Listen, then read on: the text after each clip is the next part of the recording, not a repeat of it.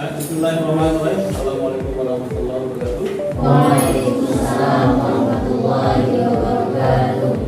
Sehat semua? Alhamdulillah. Pertama-tama marilah kita panjatkan puji syukur kepada Allah Subhanahu wa taala yang telah memberikan kita kesempatan waktu sehingga bisa kita bersama-sama hadir di majelis yang mulia di sesi perkuliahan kita pada mata kuliah sejarah peradaban Islam. Wakilnya salam serta salam kita haturkan kepada junjungan Nabi kita dan besar Muhammad sallallahu alaihi wasallam. Itu dengan harapan yang nanti kita senantiasa mendapatkan sahabat beliau. Baik, sebelum kita lanjutkan, ini pertemuan kita yang keempat ya. Jadi seperti kemarin untuk pertemuan kita ini dia adalah bagian dari sub pokok pembahasan. Jadi mata kuliah ini dari pokok pembahasan kita tentang kejayaan pendidikan Islam pada masa Khalifah kita bagi tiga ya, nanti bagian pertama itu kita bahas tentang profil daripada seorang khalifah Harun al-Rashid, kemudian bagaimana beliau memimpin sebagai seorang khalifah, yaitu sistem pemerintahannya, bagaimana dia mengatur dan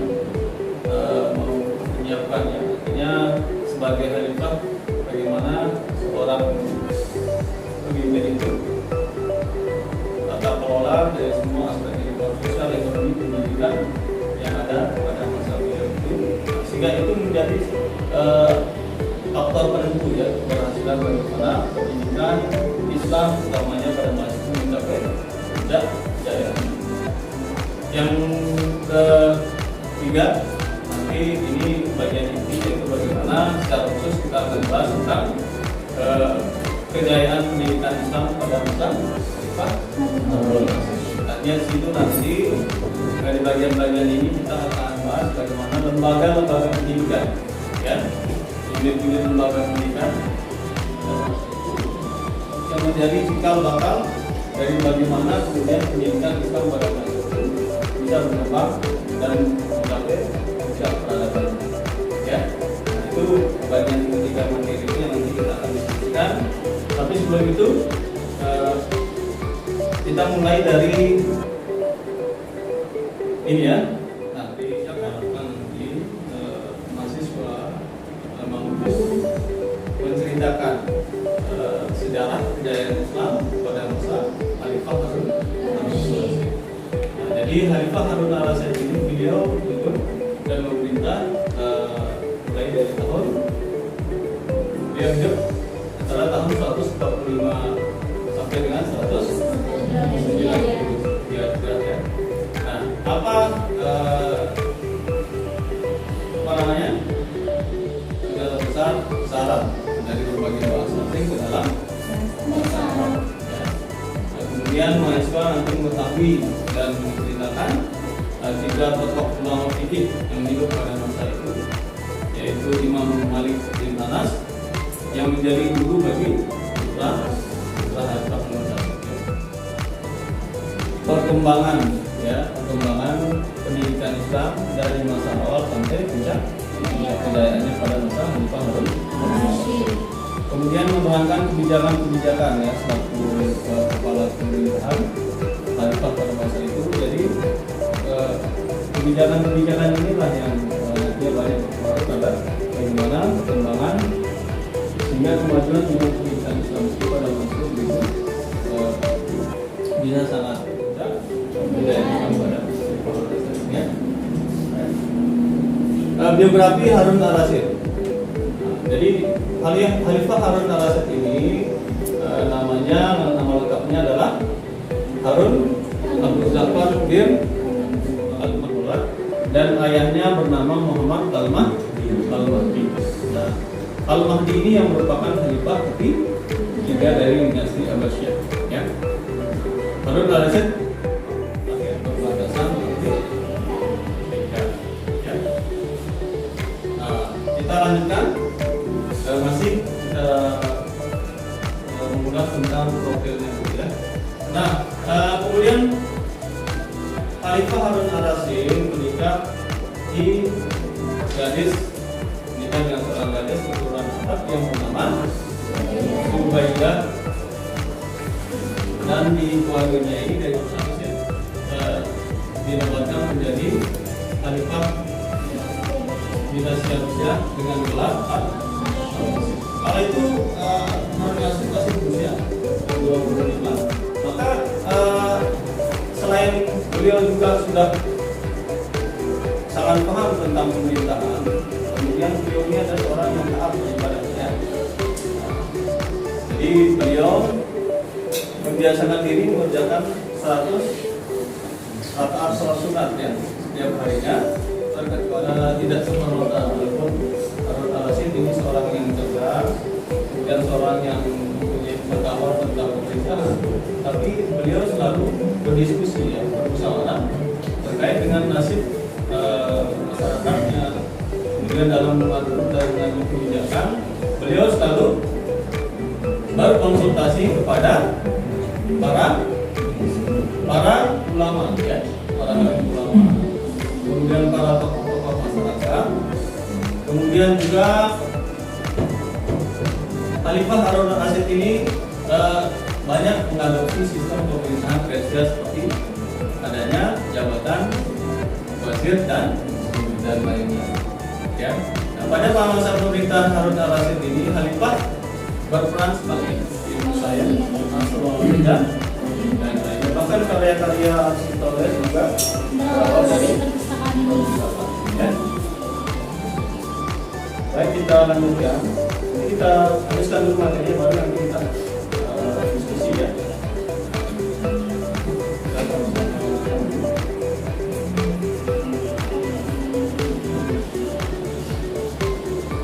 Nah,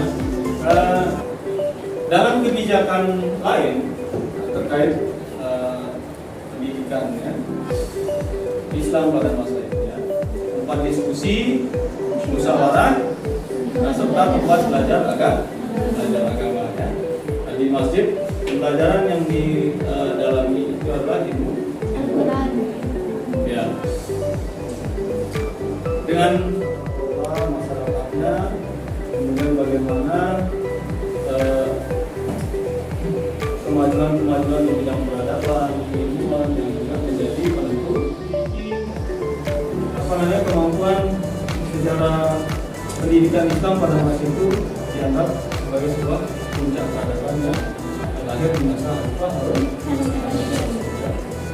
Dengan panjangnya pendidikan Islam di masa ini kaitannya dengan masa sekarang. Jadi harapan kita tentu kita sebagai bangsa Indonesia ya, bangsa yang kita kan punya bonus demografi ya, kita punya penduduk yang banyak, kemudian juga kita punya berbagai suku, kemudian juga kita punya sumber daya alam yang melimpah. Maka tentunya ini kita sebagai generasi Islam ya, tentu yang sedang membangun pendidikan Islam di masa sekarang ini, harapannya kita bisa menjadi generasi penerus yang handal ya, yang berjiwa. Tapi perbedaan itu akan menjadikan kita satu, tetap menjaga NKRI. NKRI itu adalah agama ya. Jadi itu bisa banyak ya, tidak hanya mungkin nanti di sesi kedua ini referensi salah satu beberapa contoh referensi ya yang ada, tapi bisa nanti juga di jurnal-jurnal juga yang mengkaji tentang bagaimana perjuangan seorang Khalifah dalam sebagai lahir dari perguruan juga. Sebelum kita nanti lanjutkan diskusi atau penguatan, maka untuk ini ya materinya bisa nanti di share ya di dalam. Tapi harapan kita dengan kita sudah membahas sama-sama tadi bagaimana sejarah kejayaan pendidikan Islam pada masa Khalifah Harun Ar-Rasyid ini. Jadi ini bisa menumbuhkan semangat kita semakin tertarik untuk semakin semangat untuk terus bagaimana kita belajar tentang Islam pada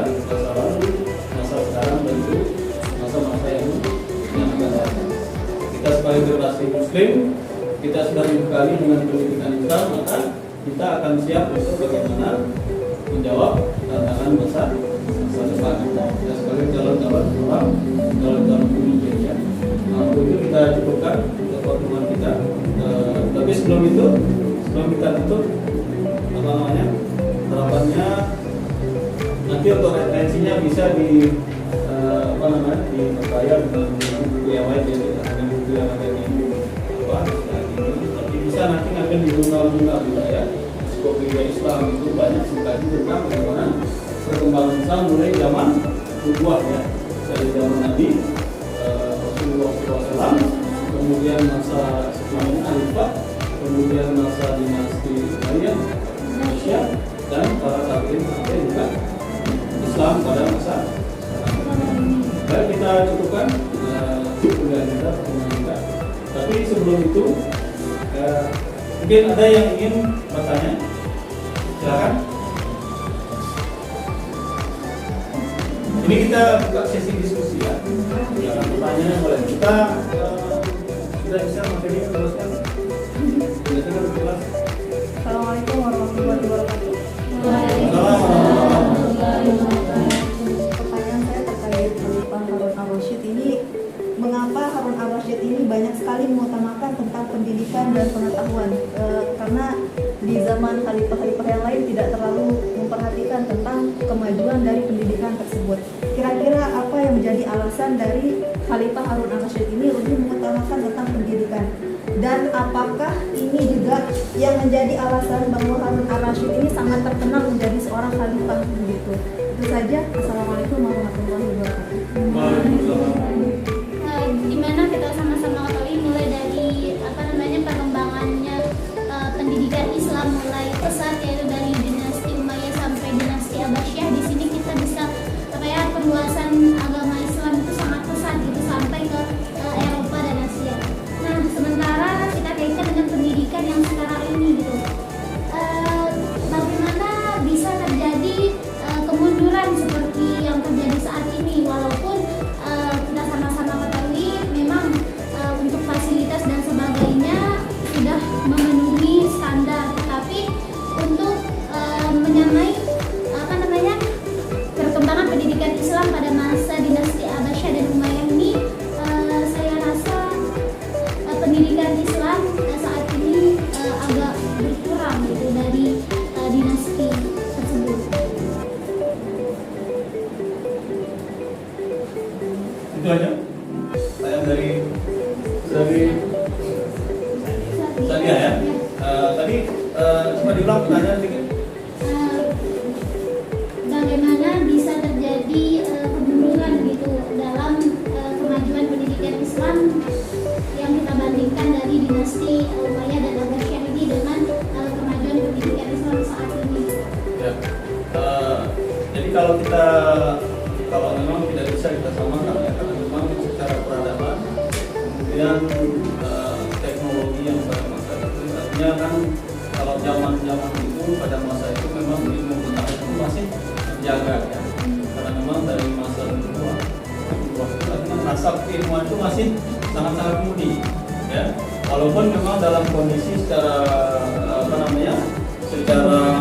ini dalam keadaan yang perang ya, tetapi kemudian ilmu itu memang sudah dicampur tangan Allah Subhanahu wa Ta'ala ya, Allah dalam menjaga ilmuwan, kemudian bagaimana bisa berkembang pada masa itu dinasti Abbasiyah, kemudian mulai dari Umayyah ya, kemudian dari masa Abbasiyah, dan kalau kita bandingkan dengan zaman sekarang yang pendidikan yang artinya kalau pendidikan Islam ya, karena memang terjadi dikotomi ilmuwan sekarang. Istilah dikotomi itu ya, jadi misalnya ada pembedaan antara pendidikan Islam dan pendidikan umum. Sebetulnya kalau misalnya yang menjadi dasar dari pendidikan itu adalah kalau misalnya kita ingin prinsipnya kalau kita ingin pendidikan ini harus tersumber dari Al-Quran dan Hadis. Nah, pertanyaan pertama tadi bagaimana kemudian seorang Khalifah Harun al-Rasyid ya, jadi begitu masuk ya, terkait bagaimana jasa-jasanya, kemudian bagaimana selaku seorang khalifah sangat fokus dalam mengembangkan peradaban khususnya di bidang pengajian pendidikan Islam. Jadi kita tahu Khalifah Harun sendiri dari riwayat kecilnya itu kan dia sudah dipersiapkan menjadi seorang pemimpin masa depan bangsa untuk menggantikan Khalifah sebelumnya ya. Nah, jadi dengan pada masa itu juga jadi dinasti Abbasiyah ini juga sudah banyak melahirkan pada masa itu hidup para ahli-ahli atau para ilmuwan, para fuqaha ya. Nah, seperti misalnya Imam disebutkan salah satu guru yang mengajarkan nanti anak-anak daripada Khalifah Harun itu namanya adalah Imam Muhammad bin Idris. ya. Nah, inilah yang kemudian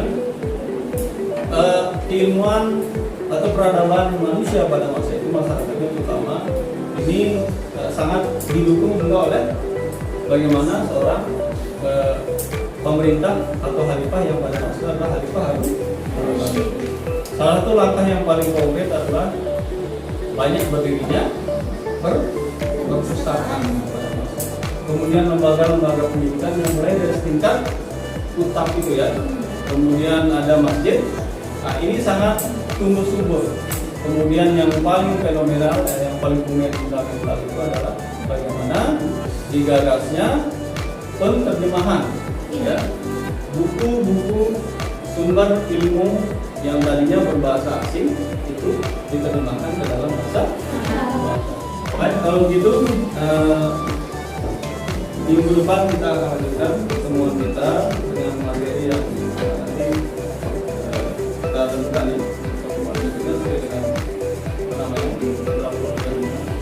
Baik, kita akhiri. Terima kasih.